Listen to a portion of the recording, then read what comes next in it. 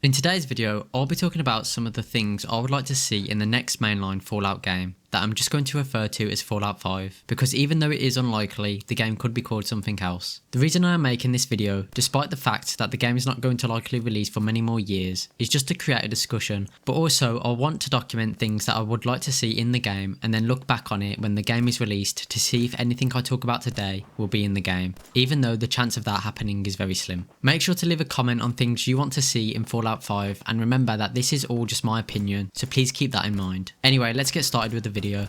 One thing that I've always enjoyed in games is when you get to fight a gigantic creature. In Fallout 4, the largest creatures are things such as the super mutant behemoth or the Mirelurk Queen. Then stepping up from that in Fallout 76, we have the likes of the Scorch Beast Queen, the Storm Goliaths and Earl Williams, otherwise known as the Colossus Wendigo. Now I don't know if a creature the size of a 5-story building would be in line with the lore of the Fallout universe, but I can always picture inside my head how insane it would be if we got to at least once get an encounter with a gigantic creature in the next Fallout game. I'm pretty sure the largest creature that can be seen in any Fallout media is the giant rad scorpion that is featured in the comic called One Man and a Crate of Puppets. There is a scene in this comic where you can see the puppet man standing next to a giant rad scorpion that is clenching onto 2 cars, which really does show the size of it. However, after doing some research, I found mixed results as to whether or not the events of the comic are canon. Anyway, something I've always had in mind is maybe a quest for the Brotherhood of Steel where you are travelling on a vertibird and then all of a sudden a massive creature starts coming towards you in the fog and you can only see its silhouette.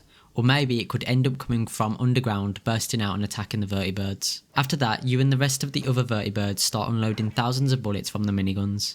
Maybe this idea is too ambitious, not for the reason of consoles or PCs not being able to handle it, but maybe from a developing point of view it could be difficult to make, but I have no idea as I don't really know much on the development process of games. The point is, I want larger enemies to battle, maybe not on that scale, but larger nonetheless. One thing that I have no doubt will be prevalent in Fallout 5 is that the map will be large due to the developers taking advantage of newer technology. And so with that in mind, the next thing I would love to see is a mode of transport for us to use. In Fallout 4 we of course had the vertibirds. Even though we couldn't control it ourselves, it was still technically a mode of transport. However, in the Fallout games we haven't really seen any cars or bikes working and driving around. However, there is evidence that the energy to make them work is there for us to use, such as the fusion or plasma cores. Furthermore, there is also evidence of certain vehicles that have been used, such as the APCs that have tracks near them in Fallout 4. To me, this is evidence because if the tracks were there when the bombs fell, then surely after 200 years the tracks would have disappeared. In terms of how I would want this implemented into Fallout 5, well, it's actually quite simple and I think it is doable. Firstly, I would be 100% happy if we just got a motorcycle that we could drive, and in order to get it, you would first need to have completed a series of quests working with someone to find the parts to build one. Then when you have done the quest, maybe the bike can be upgraded further with the use of skills, magazines, or better quality parts that can be found in harder areas of the wasteland. I do understand though that there could be some issues such as recalling the bike, like if you get off it, what would happen? Would it just stay there and if you want it again you have to come all the way back? Or perhaps you can recall it back into your inventory, such as the way that Fallout 76 did it with power armor. The only way I can see it happening without the immersion breaking is perhaps when you are done with it and walk far away from it, the bike will be collected by a member of your group or an ally. Then when you want it back, you could shoot up a flare and the bike will be delivered to you nearby. One thing that I always have to change with mods in Fallout 4 is the look of the unique weapons, because to me they are not unique enough. It's not just for Fallout either.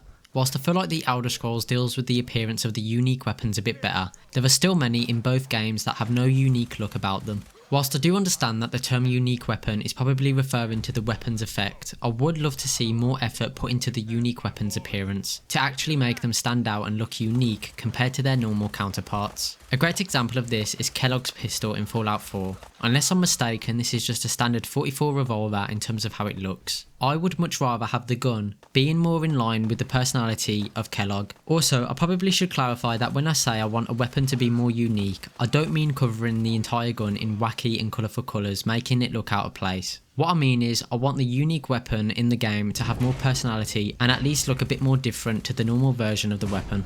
The next thing I want to see in Fallout 5 is extremely random, and I could be wrong, but I'm not entirely sure if others would really be bothered if this is in the game or not. And that is a quest line focused on being a detective or trying to solve a murder mystery. One of my favourite quests in Skyrim is called Blood on the Ice, which is a quest focused on solving the mystery of the serial killer known as the Butcher, who has been murdering people around the city. The only bad thing about this quest is that it's too short. This quest has always made me wonder how cool it would be if in the next Fallout game there was a whole side quest line focused on finding the identity of a serial killer. Furthermore, it would be more interesting if your wrong choices throughout the questline has consequences that impact the outcome. This type of questline would be perfect for a Fallout game, considering how creepy and unsettling some of the locations in the games have been. Also, I would prefer the majority of the quests to take place within a large city, and the reason for this is because people go to the cities to become safe from the dangerous creatures and raiders outside of the city limits, and having a danger within the walls would make for some interesting interactions with the characters living there.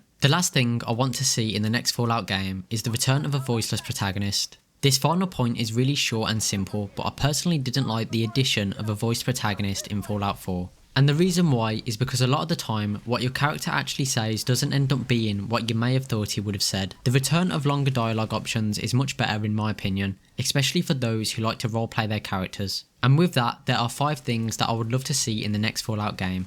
Please comment down below what you would want to see, leave a like if you enjoyed it, and I'll see you in the next video.